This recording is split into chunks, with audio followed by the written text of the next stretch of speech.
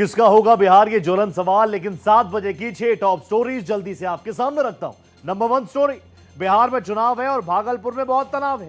धार्मिक पोस्टर फाड़ने, हटाने और जला देने तक में दो समुदाय आमने सामने आ गए। देखते ही देखते पत्थरबाजी तक की नौबत आ गई।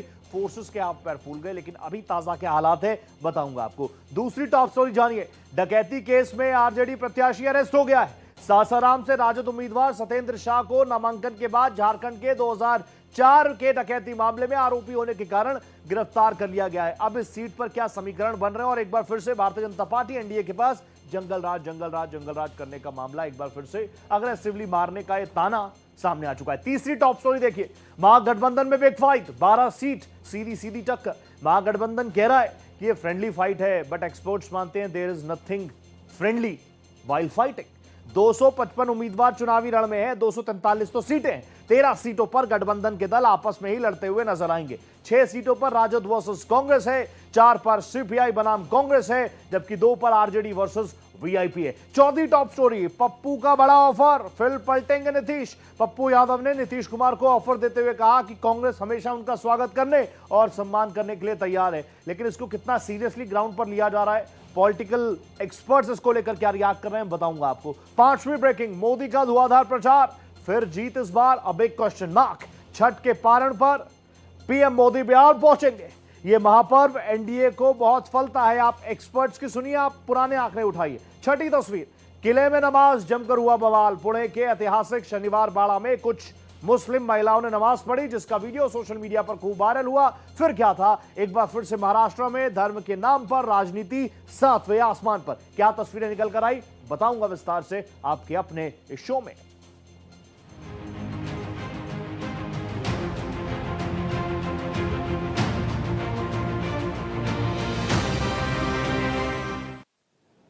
बिहार में महागठबंधन में 12 से 13 सीटों पर फ्रेंडली फाइट की स्थिति बनी हुई है। यानी उन सीटों पर गठबंधन के 2 सहयोगी आमने सामने हैं। अभी तक की स्थिति में 6 सीटों में कांग्रेस वर्सेस आरजेडी, 4 पर कांग्रेस वर्सेस सीपीआई और 2 पर आरजेडी वर्सेस वीआईपी और 1 सीट पर कांग्रेस बनाम वीआईपी आमने सामने है। इन मुकाबलों का असर सिर्फ उन सीटों तक सीमित नहीं रहेगा, बल्कि ये टक्कर महागठबंधन की बाकी सीटों पर उसके परिणाम पर सीधा असर डाल सकती है। साथ ही एनडीए को भी इससे काफी फायदा हो सकता है। वो कहते हैं ना, 2 बंदरों की लड़ाई में फायदा हो गया बिल्ली का, ये एक्सपर्ट्स कह रहे हैं। कहलगांव की सीट जहां आरजेडी के प्रवीण कुशवाहा है, तो वहीं कांग्रेस से रजनीश भारती चुनावी रण में।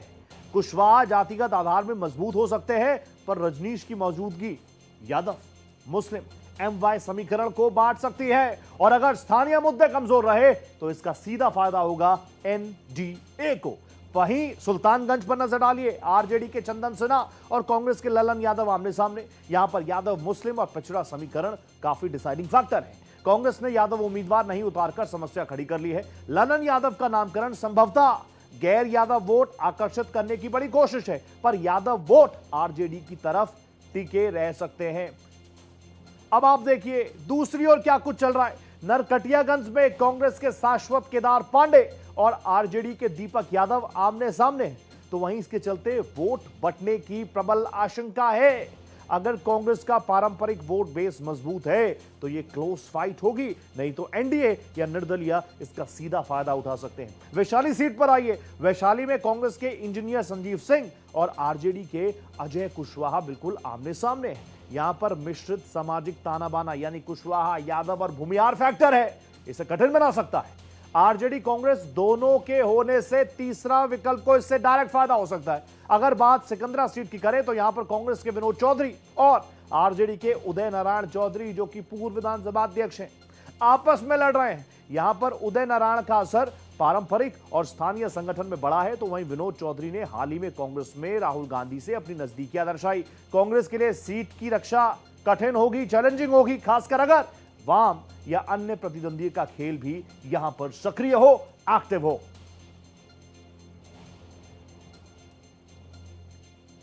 तो अब मैं आपको एक साथ और तस्वीरें भी दिखाता हूं। 7-6 बड़ी तस्वीरें आपको मैं दिखाऊंगा अलग अलग जगहों की। देखिए, चुनाव से पहले भागलपुर में माहौल बिगड़ा। आप जानते हैं, धार्मिक जो सेंटिमेंट्स है उसको हर्ट करने का प्रयास किया गया। क्या इससे फायदा होगा, एक एक करके मैं कई ब्रेकिंग्स आपके सामने रखूंगा। वो ब्रेकिंग्स आपके सामने आएंगी। ये देखिए, 6-7 बजे की 7 बड़ी ब्रेकिंग आपके सामने। सबसे पहले भागलपुर की बात, जहां पर माहौल कुछ टेंस रहा। धार्मिक पोस्टर जलाने को लेकर काफी हंगामा हुआ, मौके पर फोर्सेस पहुंची, चीजें इन कंट्रोल। दूसरी ब्रेकिंग, चुनाव से पहले आरजेडी को एक बड़ा झटका लगा, नामांकन के बाद सत्येंद्र शाह गिरफ्तार हो गए। अब वहां पर क्या माहौल है? कहीं ना कहीं आरजेडी के लिए माहौल खराब है, माहौल टाइट है। तीसरी ब्रेकिंग, कांग्रेस और आरजेडी में 13 सीटों पर फ्रेंडली फाइट होगी। कांग्रेस लेफ्ट में 4 सीटों पर फ्रेंडली फाइट होती हुई नजर आएगी, लेकिन ये फ्रेंडली फाइट इंडिया अलायंस के लिए फ्रूटफुल होगी या फिर ये एक बड़ा ब्लंडर स्ट्रोक होगा, आने वाला वक्त बता देगा। ब्रेकिंग 4, पप्पू यादव ने नीतीश कुमार को एक बार फिर से ऑफर दे दिया है। सबसे पहली बात तो ये, पप्पू यादव का अपना कितना वर्चस्व, इंडिया ब्लॉक में कितना वर्चस्व, क्या वो इसके लिए ऑथराइज हैं कि वो नीतीश कुमार को ऑफर दे सकते हैं? आगे आगे और माहौल क्या बन रहा है बताऊंगा। 5वीं ब्रेकिंग, हमारे उम्मीदवारों को रोका जा रहा है, ये प्रशांत किशोर ने बड़ा आरोप लगा दिया। हमारे उम्मीदवारों को डराया जा रहा है, धमकाया जा रहा है। कौन डरा रहा है, कौन धमका रहा है, इस पर भी विस्तार से बताऊंगा। छठी ब्रेकिंग आपके सामने, बिहार में पारण के दिन प्राइम मिनिस्टर नरेंद्र मोदी जबरदस्त तरीके से धुआंधार प्रचार करेंगे। पटना, मुजफ्फरपुर और दरभंगा में लोगों को एड्रेस करेंगे।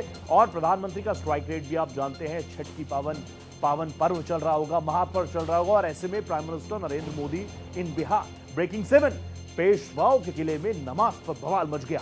महिलाओं ने मौके पर नमाज पढ़ी और उसके बाद हिंदू संगठन से जुड़े कई लोग मौके पर आ गए। गौमूत्र से, गंगा जल से पूरे इलाके का शुद्धिकरण किया गया। एक बार फिर से यहां पर एक नई डिबेट शुरू हो चुकी है। तो यह है 7 बजे की 7 टॉप स्टोरीज।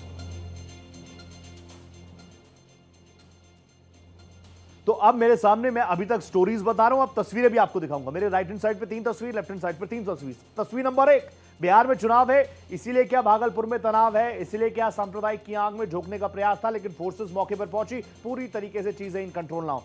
दूसरी तस्वीर देखिए, डकैती केस में आरजेडी प्रत्याशी अरेस्ट हो गए, उन्होंने अपना नामांकन दाखिल किया, उसके बाद जो पुराना केस चल रहा था उसमें फैसला आ गया और उनकी गिरफ्तारी हो गई। मौके पर आरजेडी के लिए चीजें कुछ नेगेटिव हुई हैं। तीसरी तस्वीर, 13 सीटों पर बिग फाइट है इंडिया ब्लॉक के अंदर ही, छोड़ दीजिए India versus NDA, India versus India. और ये 13 सीट का असर सिर्फ इन 13 सीटों तक नहीं होगा, 243 सीट्स पर इसका डायरेक्टली इनडायरेक्टली इंपैक्ट हो सकता है। अब आ जाइए मेरे सीधी तरफ, पप्पू यादव ने बड़ा ऑफर दे दिया। पप्पू यादव कह रहे हैं फिर से नीतीश पलटेंगे, वो ये भी कह रहे हैं कि हम आपको ऑफर दे रहे हैं, हमारी तरफ आ जाइए, सीएम आप ही। 5वीं तस्वीर आप देखिए, प्राइम मिनिस्टर नरेंद्र मोदी महापर्व छठ पर बिहार में दस्तक देने वाले हैं। प्रधानमंत्री नरेंद्र मोदी पहुंचेंगे और अगर आप पुराना ट्रैक रिकॉर्ड उठाएंगे तो आप देखेंगे प्रधानमंत्री का स्ट्राइक रेट काफी शानदार है। अब छठी तस्वीर, किले में नमाज, जमकर बवाल। दरअसल यहां पर नमाज पढ़ती हुई तस्वीरें काफी वायरल हुई, उसके बाद दूसरे पक्ष के लोग भी सामने आ गए। उन्होंने कहा ये चीजें बिल्कुल ठीक नहीं है, शुद्धिकरण किया गया, गौमूत्र छिड़का गया, गंगा जल छिड़का गया। अब सीटों के बंटवारे पर काफी रिएक्शंस भी आए हैं, एक बार सुनिए जरा। कांग्रेस और राजद या इंडिया के जो लोग गठबंधन में हैं, सब अपने निजी स्वार्थ से हैं। उनको न राजभक्ति न देशभक्ति से कोई मतलब नहीं है। एनडीए में सब कुछ ठीक है, इंडी गठबंधन में सब कुछ खराब है। ये कांग्रेस पार्टी और आरजेडी नेताओं की असहिष्णुता का परिणाम है कि जेएमएम गठबंधन से बाहर आया।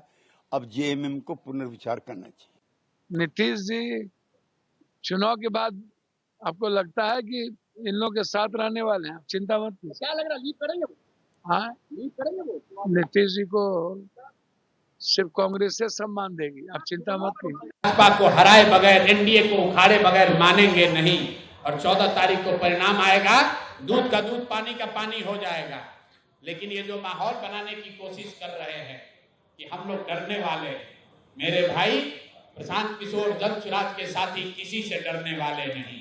हमारे प्रधानमंत्री जी का पहले भी दौरा हुआ, माननीय मुख्यमंत्री जी नॉमिनेशन में कई जगह गए, हमारे दोनों डिप्टी सीएम कई जगह नॉमिनेशन में गए, कई और वरिष्ठ नेता भी हमारे अन्य राज्यों के मुख्यमंत्री भी नॉमिनेशन में आए। यानी भारतीय जनता पार्टी और एनडीए गठबंधन पूरी तरह से चुनावी मैदान में उतर चुका है। सी टाइप के एलिमेंट उस पार्टी में जो 15 साल पूरे दुनिया में निहारी, बोलने में शर्म लगता था, आज भी वही लोग हैं। आप गौर करके देखिएगा, जो बड़े बड़े सिंबल थे जंगल राज के, उन्हीं के परिवार के लोगों को टिकट दिया। राहुल गांधी जी अगर राजनीति में सीरियस होते तो 56-57 साल में युवा नेता नहीं कहलाते। आज तक अगर कांग्रेस को डुबाने का कोई काम किया है, कांग्रेस का नैया डूबा है, तो वो राहुल गांधी जी के कारण डूबा। और आइए टोटल सीट्स में आपको अब बड़ी स्क्रीन पर, बिग बॉल पर समझाता हूं। 243 टोटल सीट्स बिहार विधानसभा की, इसमें इंडिया ब्लॉक के 255 उम्मीदवार अब तक अपना पर्चा दाखिल कर चुके हैं, उम्मीदवार उतर चुके हैं 255। फ्रेंडली फाइट की स्थिति 12 सीट्स, 12 सीटों पर ऐसा है जहां पर आप देखेंगे अभी India block versus India block, India block versus India block, कहीं पर आरजेडी वर्सेस कांग्रेस, कहीं पर कांग्रेस वर्सेस लेफ्ट, कहीं पर कांग्रेस वर्सेस वीआईपी, कहीं पर आईआईपी। तो यह समीकरण है। अब आप देखिए महागठबंधन में प्रत्याशी पलटा, क्या क्या चीजें हो रही हैं। सम्राट चौधरी की राहें आसान क्यों हो रही हैं? क्योंकि ये जानकारी है कि बड़ी संख्या में कांग्रेस के कार्यकर्ता, इंडिया ब्लॉक के कार्यकर्ता सम्राट चौधरी पर विश्वास करते हुए पार्टी में जा रहे हैं। अब आरोप प्रत्यारोप क्या? मुकेश सैनी का प्रत्याशी पलट गया, तारापुर में बड़ा उलटफेर हुआ है, बीजेपी में चले गए सकल देव बिंद। ये एक बहुत बड़ा झटका है। सम्राट चौधरी ने, वो खुद मौजूद थे, उन्होंने भारतीय जनता पार्टी का पटका उनके गले में डाल दिया, बिंद साहब के गले में डाल दिया। सम्राट चौधरी की राय यहां से और ज्यादा आसान हो गई है। सैनी पर सीधे सीधे इंडिया ब्लॉक में कहा जा रहा है, सैनी पर हमने गलत विश्वास किया, सैनी पर धोखा देने का आरोप है। विकासशील इंसान पार्टी छोड़ दी बिंद साहब ने, और बिंद साहब सकल देव बिंद चले गए भारतीय जनता पार्टी में। उन्होंने कहा मुझे विश्वास है सम्राट चौधरी पर, मुझे विश्वास है एनडीए पर, मुझे विश्वास है प्राइम मिनिस्टर नरेंद्र मोदी पर। अब जहां जहां पर एक तरफ आप देखिए इंडिया ब्लॉक में फ्रेंडली फाइट्स की बात चल रही है, लेकिन वहां एनडीए कह रहा है आप चुनावी प्रचार में जुट जाओ। हर रैली में 15 से 20 सीटों पर सीधा सीधा एड्रेस करेंगे प्राइम मिनिस्टर नरेंद्र मोदी। बिहार के पारण के दिन प्राइम मिनिस्टर नरेंद्र मोदी की बड़ी रैली का आगाज हो जाएगा।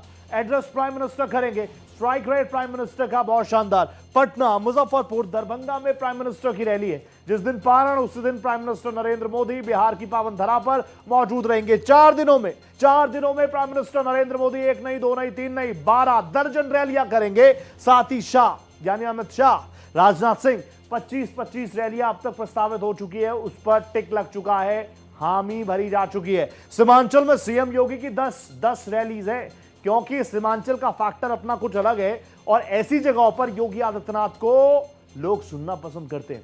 हर रैली में 15 से 20 सीटों को कवर करने का प्रयास रहेगा एनडीए के तमाम बड़े चेहरों का, whether its prime minister Modi, whether it's गृह मंत्री और रक्षा मंत्री और सीएम योगी आदित्यनाथ। आइए, बिहार में सीएम योगी का गजब स्ट्राइक रेट है, इसीलिए बीजेपी में कहा जा रहा है सीएम योगी बहुत सारी चीजों को फ्लिप करेंगे। आइए जरा, लालू प्रसाद यादव, सीएम योगी आदित्यनाथ, ये दोनों चेहरे। साल 2010 में लालू यादव ने खिल्ली उड़ाई थी, आपको याद होगा, वो वीडियोस काफी वायरल हो रही हैं आजकल, ए साधु बाबा, ए योगी बाबा, ये कहा था लालू प्रसाद यादव ने। देन साल 2020 में 11 सीटों पर एनडीए को जीत दिलाने का सबसे बड़ा श्रेय गया इस चेहरे के ऊपर, योगी आदित्यनाथ के ऊपर। साल 2010 की वो क्लिपिंग इस वक्त काफी ज्यादा वायरल हो रही है, जब लालू यादव मजाक उड़ा रहे थे, उसका करारा जवाब दिया। 2020 में स्टार कैंपेनर के तौर पर योगी आदित्यनाथ ने लगभग 18 से अधिक विधानसभाओं को कवर किया, स्ट्राइक रेट शानदार रहा। सवाल 2010 में क्या कुछ कहा था, सवाल यही ना, आप सोच रहे होंगे क्या कहा लालू जी ने। लालू जी ने कहा आप हैं योगी बाबा, आपका काम है मंदिर में जाओ घंटा बजाओ। इस पर बहुत बहुत बहुत रिएक्शंस आए, आपका काम है मंदिर में घंटा बजाना। तो वहीं दूसरी तरफ योगी जी इसी तरीके से मुस्कान दे रहे थे, कह रहे थे मेरा स्ट्राइक रेट आपको जवाब देगा। आइए, अब की बार फिर से अगर नीतीश कुमार बने सीएम तो पहले मुख्यमंत्री होंगे जो 10 बार सीएम पद की शपथ लेंगे। ये बड़ा रिकॉर्ड जाएगा इस बड़े चेहरे के नाम, नीतीश कुमार के नाम। पहले मुख्यमंत्री होंगे अगर इस बार भी शपथ लेते हैं, अगर वो कहते हैं चुनाव में एनडीए जीतती है या नहीं भी जीतती है, अगर नीतीश कुमार, क्योंकि पप्पू यादव की बातें आपके मन में आ रही होंगी, सबसे ज्यादा बार शपथ लेने वाले सीएम का रिकॉर्ड किसके नाम होगा? नीतीश कुमार के नाम पर होगा। नीतीश कुमार ये नया रिकॉर्ड क्या दर्ज कर पाएंगे? क्या वो परिस्थितियां हैं? अभी बहुत शांत है। 103 बीजेपी और जेडीयू कब कब किसके साथ रहे, इसलिए मैं कह रहा था कि एनडीए आती है तो भी, नहीं आती तो भी, बहुत सारी चीजें हैं। There is nothing impossible in politics. तो अब आप देखिए, ये आंकड़ा आपके सामने घूम रहा है, आपकी आंखों के सामने भी आंकड़ा घूम रहा होगा। अभी 2024 से लेटेस्ट बीजेपी के साथ ही है, 2014 में सीपीआई के साथ रहे, 2015 से 2017 तक आरजेडी के साथ रहे नीतीश कुमार। इसलिए तो पोस्टर लगते हैं कि नीतीश सबके हैं, इसलिए पोस्टर लगते। 17 से 22 तक भारतीय जनता पार्टी के साथ रहे और 2022 से 24 तक चले गए आरजेडी के साथ। 2024 में आए, कहा कभी हो जाती है गलतियां इधर उधर, मन से कस्में भी खा ली अब तो नीतीश कुमार ने कि ना हम इधर जाएंगे ना उधर आएंगे, हम हैं एनडीए के साथ ही, एनडीए के साथ। और अब तो नॉट जस्ट इन बिहार बल्कि केंद्र में भी महत्वपूर्ण भूमिका नीतीश कुमार निभा रहे हैं। जो रिजल्ट आए लोकसभा चुनाव के, उसके बाद एक प्रोमिनेंट चेहरे के तौर पर, प्रोमिनेंट साथी के तौर पर नीतीश कुमार मोदी जी के साथ खड़े हैं, एनडीए के साथ खड़े हैं। तो ये जो आंकड़ा बार बार घूम रहा है, इसलिए हर कोई कह रहा है कि बहुत सारी चीजें पॉसिबल है। नीतीश कुमार क्या वादा कर रहे हैं, तेजस्वी क्या वादा कर रहे हैं? नीतीश कुमार कह रहे हैं, नीतीश कुमार इज सेइंग मैं दूंगा 1 करोड़ नौकरियां, मैं दूंगा, मेरी सरकार बनाओ 1 करोड़ नौकरियां। उधर से तेजस्वी कह रहे हैं मेरा सारा हिसाब किताब हो गया है, हर एक घर में जिस घर में कोई सरकारी नौकरी नहीं होगी उस घर में मैं दूंगा, मैं नौकरी दूंगा। नीतीश कुमार इज सेइंग 1 करोड़ रोजगार, 1 करोड़ एम्प्लॉयमेंट। दूसरी तरफ तेजस्वी जी कह रहे हैं जिस घर में कोई सरकारी मुलाजिम नहीं होगा उस घर में मैं दूंगा 1 सरकारी नौकरी। तेजस्वी यादव ने बड़े बड़े वादे भी किए हैं, वो भी मैं आपके सामने रखता हूं। बिहार में टोटल परिवारों की संख्या है 2 करोड़ 83 लाख। पहले से सरकारी नौकरी में अब तक जो आंकड़ा है वो है 20 लाख।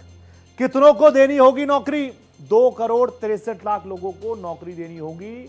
अगर तेजस्वी जी जो कह रहे हैं, हालांकि तेजस्वी बहुत कॉन्फिडेंट नजर आ रहे हैं, वो कह रहे हैं कि मेरा नाम है तेजस्वी लालू प्रसाद यादव मेरा नाम है, और मैं जब बात करता हूं तो फैक्ट के साथ बात करता हूं, पीछे उसके पीछे होमवर्क होता है। इसीलिए क्योंकि जब से उन्होंने वादा किया, दावा किया, बहुत सारी चीजें बदल रही हैं। अभी 20 महीने में 2 करोड़ नौकरियां, 63 लाख नौकरी, मतलब हर महीने देनी होंगी 13,15,000 नौकरियां। ये चैलेंज होगा, और ये कितना पॉसिबल है, ग्राउंड पर कितना लॉजिकल है, जनता जाने। हर दिन देनी होगी 43,833 नौकरियां, हर घंटे 1826 लोगों को अपॉइंटमेंट लेटर देने होंगे, और हर सेकंड में 1 सेकंड में 30 रोजगार, 1 सेकंड में 30 लोगों को अपॉइंटमेंट। ये आप समझ लीजिए, बड़ा आंकड़ा है, जनता को जानना चाहिए। जनता के सामने बड़े वादे तो किए, जनता के सामने तेजस्वी ने वादे किए, अब जनता के सामने मैंने पूरा होमवर्क करके भी रख दिया।